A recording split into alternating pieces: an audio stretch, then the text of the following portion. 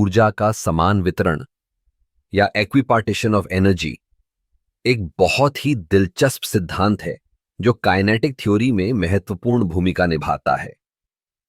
जब हम इस सिद्धांत की बात करते हैं तो हमें यह समझना होगा कि यह कैसे काम करता है और इसके पीछे का तर्क क्या है। काइनेटिक थ्योरी के अनुसार गैस के अणु निरंतर गति में होते हैं। जब हम किसी गैस के अणुओं की गति की बात करते हैं तो हम उनकी ऊर्जा के विभिन्न रूपों को देख सकते हैं। इक्विपार्टीशन ऑफ एनर्जी का सिद्धांत कहता है कि एक आदर्श गैस में ऊर्जा का वितरण सभी स्वतंत्र डिग्री ऑफ फ्रीडम के बीच समान रूप से होता है। इसका मतलब है कि हर डिग्री ऑफ फ्रीडम को समान मात्रा में ऊर्जा मिलती है। उदाहरण के लिए, अगर हम एक गैस के अणु को लें तो उसके पास 3 ट्रांसलेशनल डिग्री ऑफ फ्रीडम है, यानी वह 3 अलग अलग दिशाओं में गति कर सकता है। इसके अलावा अगर हम रोटेशनल डिग्री ऑफ फ्रीडम को भी जोड़ें तो हमें और भी ऊर्जा का वितरण देखने को मिलता है।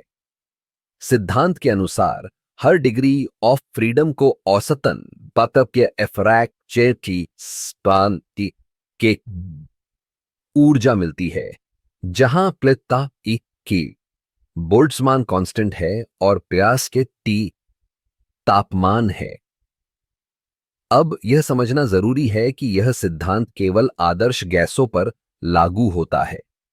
असली गैसों में अणुओं के बीच अंतःक्रियाएं होती हैं जो ऊर्जा के वितरण को प्रभावित कर सकती हैं।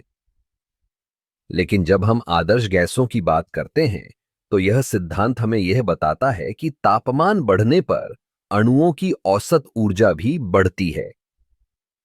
इक्विपार्टीशन का सिद्धांत न केवल गैसों के लिए बल्कि ठोस और तरल पदार्थों के लिए भी लागू होता है। ठोस में अणु केवल रोटेट और ट्रांसलेट नहीं कर सकते बल्कि वे कंपन भी करते हैं। इस तरह ठोस में भी ऊर्जा का समान वितरण होता है, लेकिन इसके डिग्री ऑफ फ्रीडम अलग होते हैं।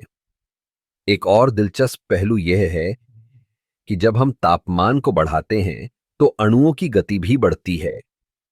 इससे हमें यह समझने में मदद मिलती है कि तापमान और ऊर्जा के बीच का संबंध क्या है। जब हम तापमान को बढ़ाते हैं तो अणुओं की औसत गति और ऊर्जा भी बढ़ती है, जिससे हमें गैस के व्यवहार को समझने में मदद मिलती है।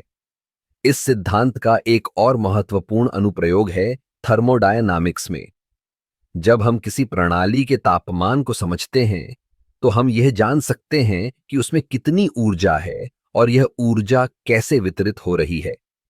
इस तरह इक्विपार्टीशन ऑफ एनर्जी का सिद्धांत न केवल सिद्धांतात्मक है बल्कि यह हमारे रोजमर्रा के जीवन में भी महत्वपूर्ण है।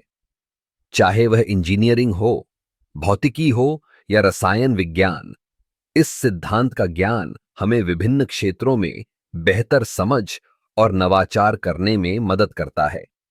इस सिद्धांत के माध्यम से हम यह समझ सकते हैं कि ऊर्जा का समान वितरण कैसे काम करता है और यह हमारे चारों ओर की दुनिया को कैसे प्रभावित करता है।